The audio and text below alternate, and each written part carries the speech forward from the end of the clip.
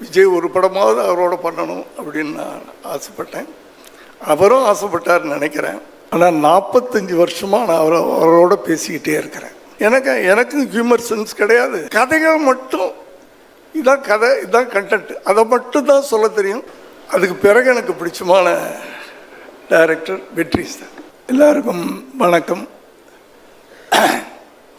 பெரிய பெரிய டைரக்டர்ஸ்லாம் இருக்கிறீங்க, ப்ரொடியூசர்ஸ்லாம் இருக்கிறீங்க. அண்ணன் அப்பப்போ பேசிக்க மாட்டோம், அப்புறம் பேசிக்குவோம் அப்படின்லாம் சொன்னீங்க. ஆனால் 45 வருஷமாக நான் அவரோட பேசிக்கிட்டே இருக்கிறேன்.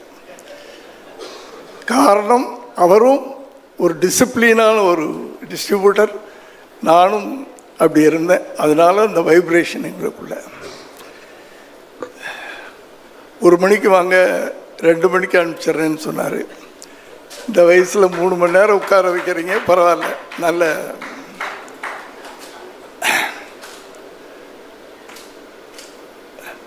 சார். எனக்கு நான் என்ன 83 வயசு. அதனால் அந்த பழைய படங்கள், ஸ்ரீதர்னு ஒரு டைரக்டர் இருந்தார்.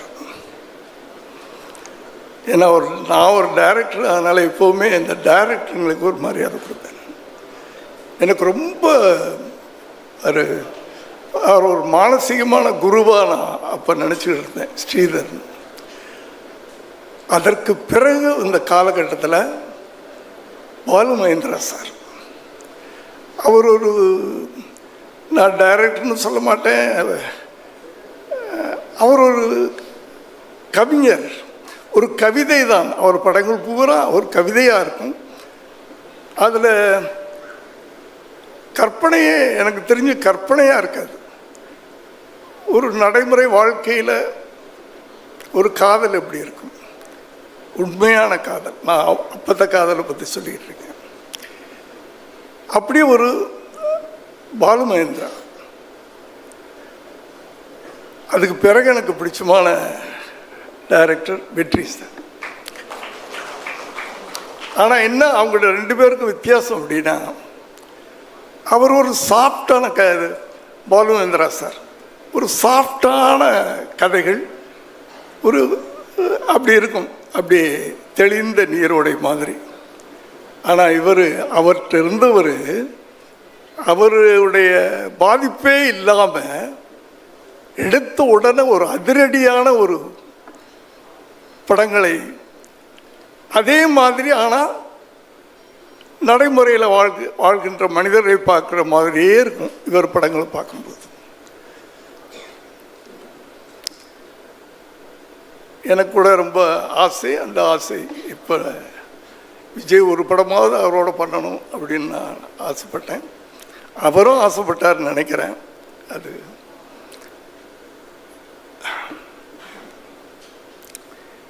அவர்கிட்ட 15 வருஷம் ஒருத்தர் இருந்திருக்கார். நிச்சயமாக அந்த பாதிப்பு இல்லாமல் எப்படி?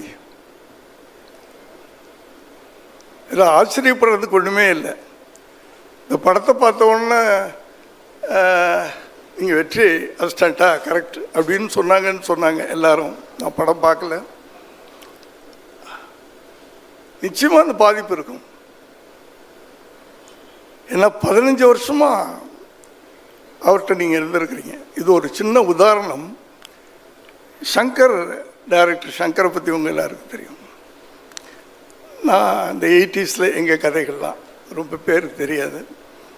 அவர் எங்கிட்ட அசிஸ்டன்ட் டைரக்டராக ஒரு காமெடி, ஏன்னா என் படங்களில் காமெடியே இருக்காது, வெறும் கதையை மட்டும்தான் எனக்கு சொல்ல தெரியும்.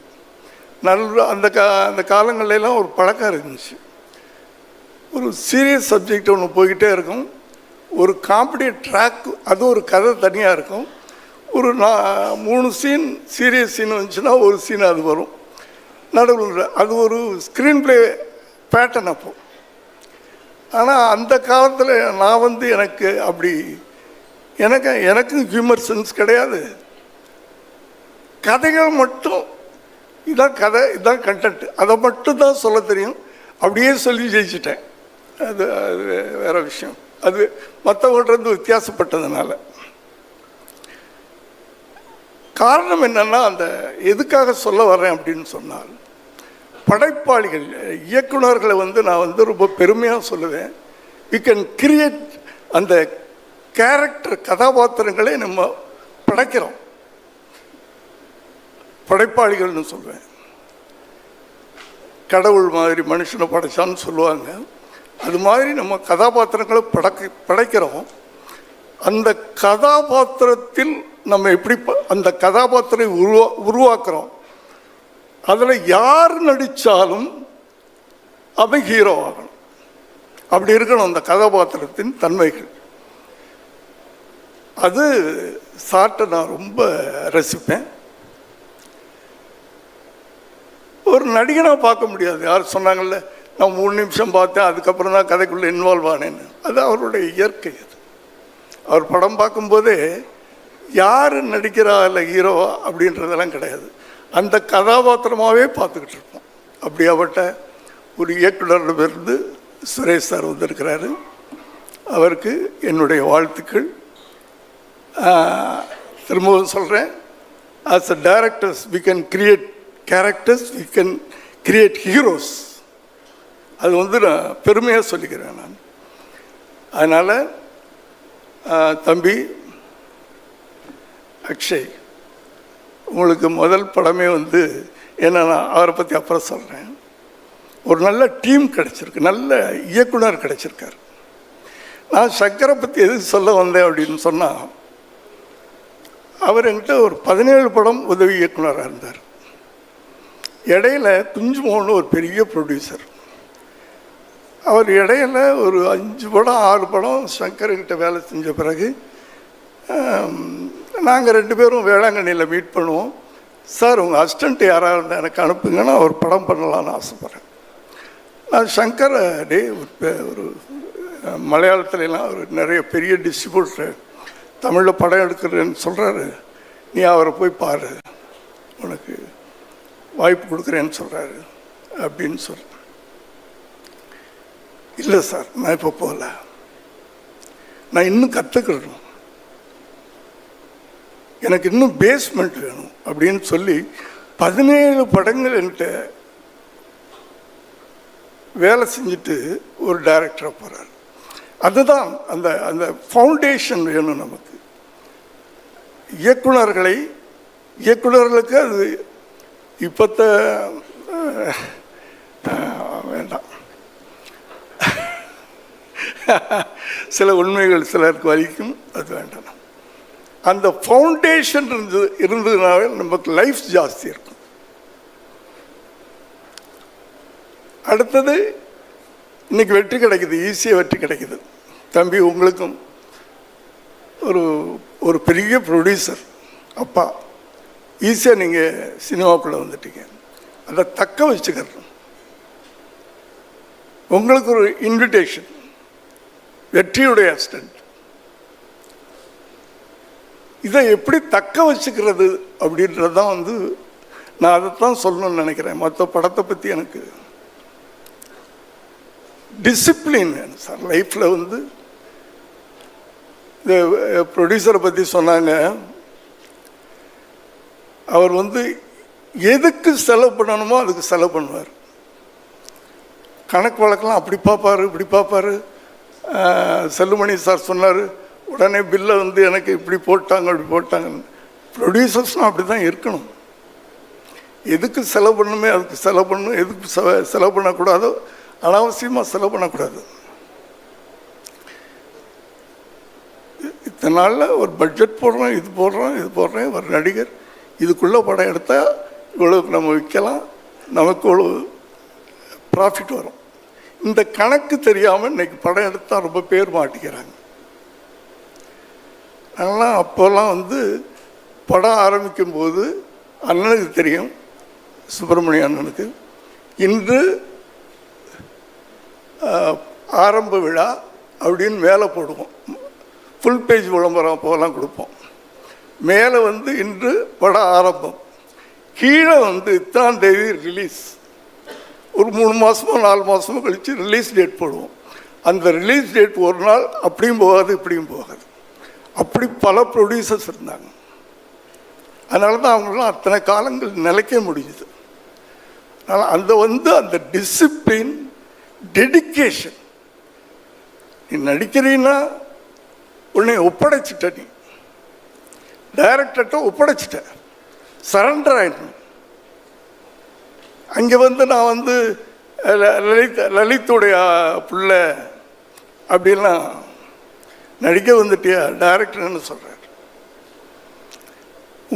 உங்களுக்குன்னு சில இண்டிவிஜுவலாக ஒரு கிரியேட்டிவ், இது இப்படி பண்ணால் நல்லா இருக்குமா கேட்கலாம், அது தப்பு இல்லை. டைரக்டர் அது ஓகே, நீ பண்ணுன்னா பண்ணலாம். இப்படி அந்த டெடிக்கேஷன், டிசிப்ளினை நீங்கள் வச்சுக்கிட்டீங்கன்னா எதிர்காலத்தில், ஏன்னா என்ட்ரி ஈஸியாக கிடைச்சிரும் உங்களுக்கெல்லாம். ஏன்னா அவர் எப்படி வேணாலும் படம் எடுக்கலாம், எவ்வளோ வேணாலும், ஏன்னா அவ்வளோ சம்பாதிச்சு வச்சுட்டார் இந்த ஷார்ட் டைமில். புரியுதா? ஆனால் அதை நீங்கள் எப்படி தக்க வச்சுக்க போகிறீங்க அந்த வெற்றியை, அதை புரிஞ்சுக்கங்க. அடுத்தது லலித் சார், அவர் சொன்னார், அவரை எத்தனையோ வருஷங்களுக்கு முன்னாடி என்னுடைய மண்டபத்தை லீஸ் எடுக்கிறதுக்காக வந்தார். அப்போ சுப்பிரமணியன் எனக்கு ஃபோன் பண்ணி சொல்கிறார், சேசி சார், நீங்கள் எங்கிட்ட எப்படி பிஸ்னஸ் பண்ணுவீங்களோ அதே மாதிரி லலித்தை நினச்சிக்கோங்க. இதே வார்த்தை சொன்னீங்க சார், கரெக்டாக. நான் எப்படியோ அதே மாதிரி லலித் நீங்கள் நம்பி அவர்கிட்ட கொடுக்கலாம் அப்படின்னாரு. அப்போ ஆரம்பித்த அந்த தொடர்பு கொஞ்சம் கொஞ்சமாக இன்றைக்கி தமிழ்நாட்டில் உலகம் பூரா தெரியக்கூடிய ஒரு பெரிய தயாரிப்பாளராக இருக்கிறாரு. அவருக்கு என்னுடைய வாழ்த்துக்கள் சார். எல்லோரும் படத்தை பற்றி சொன்னாங்க. நான் சொல்ல அந்த படத்தை நம்ம மிஸ் பண்ணிட்டோமே, எனக்கு கூப்பிடலேன்னு நான் ஃபீல் பண்ணேன். பரவாயில்ல, நான் உட்கார்றதில்லை, வெளியே போய் படங்களே பார்க்குறதில்ல நான். நன்றி சார். மற்றபடி இந்த படத்தில் வேலை செஞ்ச அத்தனை பேருக்கும் என்னுடைய வாழ்த்துக்கள். சமீப காலமாக எனக்கு ஒரு குறை இருந்தது. ஏன்னா எனக்கு கல்யாணம் பண்ணி வச்சது சிவாஜி சாரும் உங்கள் பாட்டியும், ரெண்டு பேரும் தான் எனக்கு கல்யாணம் பண்ணி வச்சாங்க. அப்போ இருந்து உங்களுக்கெல்லாம் நீங்கள்லாம் பிறக்கலை. அந்த 20 பேர் உட்கார்ந்து சாப்பிட்ற டைனிங் டேபிள் இன்றைக்கி இருக்குதுன்னு நினைக்கிறேன் வீட்டில், இல்லையா? உங்கள் பாட்டி அந்த டைனிங் டேபிளில் தான் எங்கள் அசிஸ்டன்ட் டைரக்டர்லாம் உட்காந்து சாப்பிடுவாங்க. போகலாம், கீழேலாம் உட்கார வைக்க மாட்டாங்க, அவங்களே சர்வ் பண்ணுவாங்க. அப்படி எனக்கு அண்ணன்னு சொல்லிட்டு சிவாஜி சார் ரொம்ப பிடிக்கும். உங்களுக்கு முதல்ல ஒரு நல்ல படமாக அமைஞ்சது, அதுக்கு பிறகு பண்ணீங்க. சமீப காலமாக ஒரு நல்ல டீம் உங்களுக்கு அமையலையோ? ஏன்னா ஒரு நல்ல நடிகன் உங்களுக்குள்ளே இருக்கார். நான் அதை ஒரு வாரத்தில் நான் ஃபீல் பண்ணேன். அந்த ஒரு நல்ல நடிகனை கரெக்டாக யூஸ் பண்ணுறதுக்கு சரியான ஒரு டீம் கிடைக்கலையா, ஒரு டைரக்டர் கிடைக்கலையா? அது இதில் கிடைச்சிருக்குன்னு எல்லாரும் சொன்னாங்க. வாழ்த்துக்கள் சார். நிச்சயமாக யாரோ சொன்னாங்க, உங்கள் வீட்டுக்கு பின்னாடி திரும்பி ஒரு பெரிய க்ரௌடு வந்துடும். ஏன்னா வெற்றி தானே, இங்கே வெற்றி தானே எல்லாத்துக்குமே காரணம், இல்லையா? வெற்றிக்கு பின்னாடி ஓடுறது தானே. ஆகவே நான் எதுவும் மற்றதெல்லாம் பேச வருமில்ல, எனக்கு டைம் இல்லை. என்னுடைய மனப்பூர்வமான வாழ்த்துக்கள். லலித் சார் சொன்னாங்க, எத்தனை படம் எடுத்தாலும் இந்த படம் உங்களுக்கு பேசப்படும். அவருக்கும் எத்தனை படம் எடுத்தாலும் அவர் ரொம்ப நல்ல ப்ரொடியூசர் சார். ஆனால் என்னென்னா அந்த கரெக்டான ப்ரொடியூசர். ஒன்று சொல்லிடுறேன், சொல்லட்டுமா சார்? அவங்க வீட்டில் அவங்க ஒய்ஃப் ஒரு நாள் என்கிட்ட சொன்னாங்க, அவர்கிட்ட இந்த படம் விஷயம் பேசினா மாத்திரம் அர்ஜென்ட்டாக பாத்ரூமில் போய் தாப்பா போட்டுக்குருவார். உனக்கு வேணுங்கிறத நான் கொடுத்துட்டேன்ல, மாதத்துக்கு அவ்வளோ வேணும்னா கொடுத்துட்டேனா, அதுக்கு பிறகு என்ன நொயின்ட்டு அது சொல்ல மாட்டாராம். சொன்னால் வம்பு வந்துடும்ல, அதனால் பாத்ரூமில் போயிட்டு ஒரு அரை மணி நேரம் கழிச்சு தான் வெளியே வருவாராம். இதுக்குள்ளே அவங்க மறந்துடுவாங்க என்ன எதுக்கு நம்ம. அப்படியாப்பட்ட ஒரு நல்ல ஃபேமிலி மேன். அதனால தான் குடும்பத்தில் பிரச்சனை இல்லாமல் இருக்கார். குடும்பத்துலேயும் கடன் இல்லை, தொழிலையும் கடன் இல்லை, இல்லையா சார்? அப்படியாப்பட்ட ஒரு நல்ல தயாரிப்பாளர். அவர் நல்லா வரணும். என்னுடைய வாழ்த்துக்கள். நன்றி, வணக்கம்.